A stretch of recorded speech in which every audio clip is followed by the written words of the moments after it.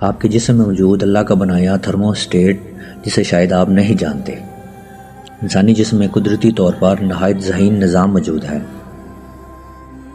Medical science کے مطابق انسانی خون کا درجہ حرارت 37 ڈگری سینٹی گریڈ کے قریب رہتا ہے اور جسم ہر حالت میں اسے متوازن رکھنے کی کوشش کرتا ہے۔ دوسرے الفاظ میں ہمارے جسم میں فطرتی تھرموسٹیٹ موجود ہے۔ جب موسم شدید گرم ہوتا ہے تو جسم پسینہ خارج کرتا ہے تاکہ بخارات کے ذریعے حرارت کم ہو اور خون ٹھنڈا ہو۔ اس طرح جب موسم بہت سرد ہوتا ہے تو کپ کپی ظاہر ہوتی ہے۔ اس سے پیدا ہونے والی حرارت جسم کو گرم بھی کرتی ہے اور ہمیں اشارہ بھی دیتی ہے کہ گرم کپڑوں سے اسے مزید حرارت پہنچائی جائے تاکہ خون کا درجہ حرارت خطرناک حد تک نہ گر جائے۔